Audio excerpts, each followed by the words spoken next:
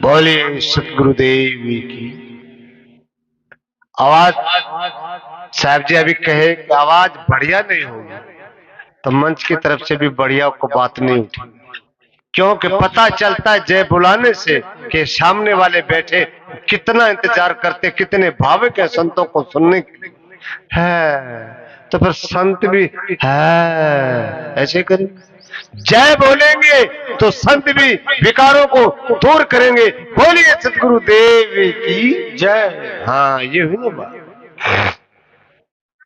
गुल खिले गुलशन खिले, खिले हर एक जिंदगी, सभी सुनने वालों को हरियाणा से आए संत गुलशन दास की तरफ से त्रायवार बंदी साहेबंदी साहेबंदी।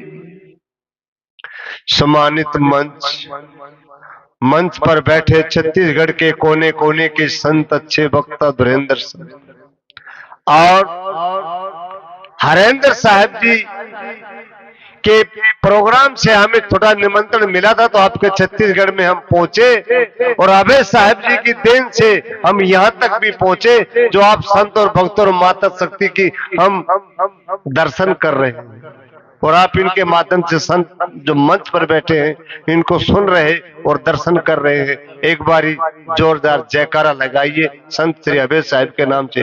बोलिए संत श्री अभय साहेब की साहेब। मन तो हमारा बहुत कुछ था कहने के लिए, पर क्या करें, थोड़ी मच्छर की वजह ठंडी लगी है, पंखा चला लिए तो बोलने में दिक्कत आया। फिर भी हम आपको एक दो सबक सुना के जाए।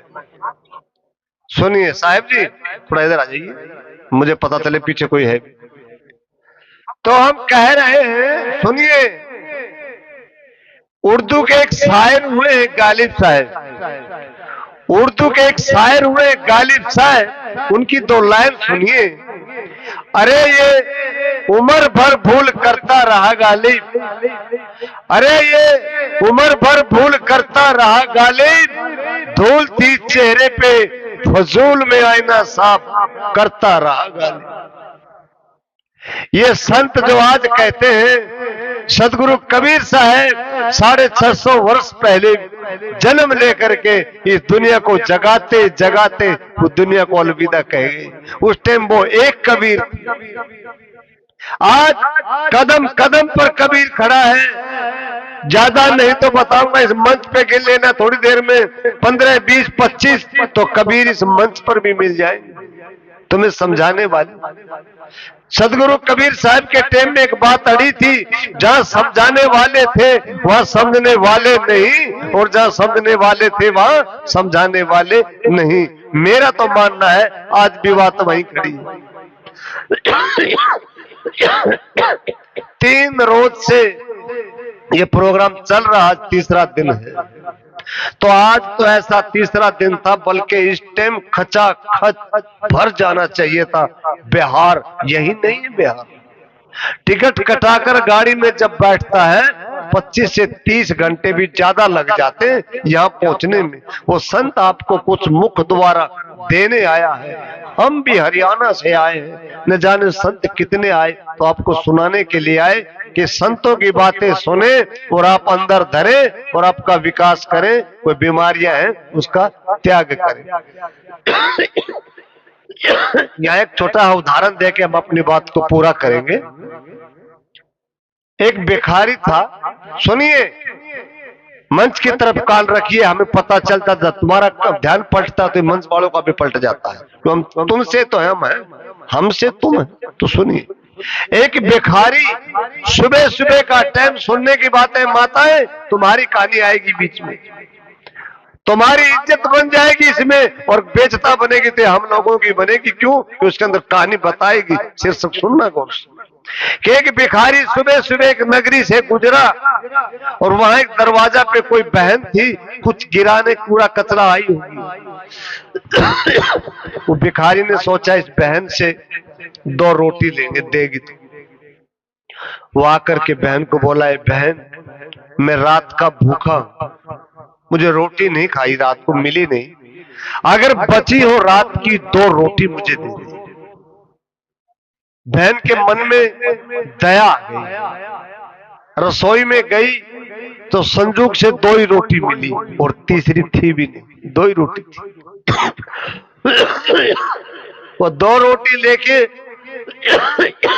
भिखारी के हाथ में रख दी कि बोला, बहन रोटी तो आपने दे दी, अचार और थोड़ा हम मिल जाता तो हम खा लेते।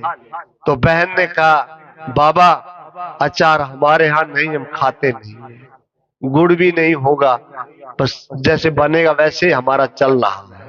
तो भिखारी उनको आशीर्वाद दे के चला गया कि गुरु भगवान अगर कोई है शक्ति तो इन्हें इतनी दे, इनके दरवाजा से को संत और भिखारी खाली न। देखिए उस भिखारी का आत्मा का प्रसाद। चलता चलता चला, बाजार की तरफ कदम बढ़ा दिया। ऐसे चौक था, चौक में एक गुड़ की दुकान थी। सेठ जी बैठे मंच पर और दुकान के ऊपर मकान था जिसपे सेठ का परिवार रहता था, और नीचे 2 नौकर रामू और श्यामू नाम के दुकान के गुड़ लगा रहे बाहर सजावट करने के लिए। तो भिखारी ने सोचा, बहन ने तो 2 रोटी दे दी और सेठ जी की गुड़ की दुकान खुल रही है, मैं सेठ से 2 डली, डली समझते हो, 2 डली गुड़ की मैं मांग लूंगा और रोटी खा के पानी पी लूंगा। देख कितनी बढ़िया सोच। सेठ जी की तरफ कदम बढ़ाया, सेठ जी ने देखा कि मेरी दुकान की तरफ भिखारी आ रहा है।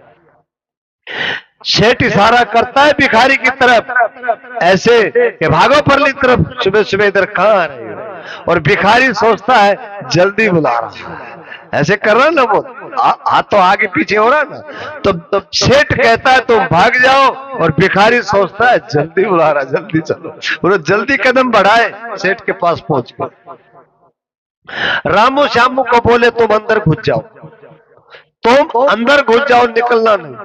अब वो नौकर थे, वो तो अंदर घुस गए। अब सेठ जी बैठे, भिखारी आकर के बोलते हैं, सेठ जी, सुनने की बात है ये बहुत बढ़िया। सेठ जी, सेठ नहीं बोलते, सेठ जी, सेठ नहीं बोलते। 3 बार बोला, 3 बार सेठ जी बोले कि बोले नहीं। चौथी बार में बोले कि आदमी नहीं है। क्या बोले कि आदमी नहीं है।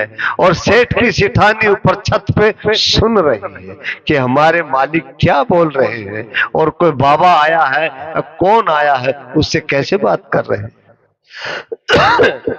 सेठ भिखारी ने फिर कहा, सेठ जी, उसने 3 बार बोला, 3 बार यही जवाब दिया कि आदमी नहीं। तो भिखारी ने कहा, सेठ जी आज आदमी आप बन जाइए ना, अब तक तो सेठ थे, आज आदमी तुम बन जाइयो ना। सिठानी ने सुनी आवाज कि तुम बन जाइयो ना, ताड़ी बजाती बजाती ऊपर से नीचे आई। अरे वाह वाह मेरे महाराज, वाह मेरे गुरुजी, तूने कैसे पहचान लिया, इस सेठ को तूने कैसे पहचान लिया कि मैं भी सुन के भागी हूं कि आज मेरे आदमी को कौन कहने आया है कि तुम आदमी बन जाओ। मैं 25 साल से 30 साल से शादी करा के इसके पास आई हूं, आज तक ये आदमी नहीं बना, मैं रोज समझाती आई हूं, और आज ये आपने भी आकर के पहचान लिया। तो सेठ को तकलीफ हुआ। भिखारी ने वापिस कदम रखते हुए कहा, सुनो सेठ जी, गुड़ तुम्हारा, दुकान तुम्हारी, पर दे या मत दे ये भी मर्जी तुम्हारी, पर आपकी दुकान गुड़ की है, मीठे की, मीठा बेचने की दुकान है।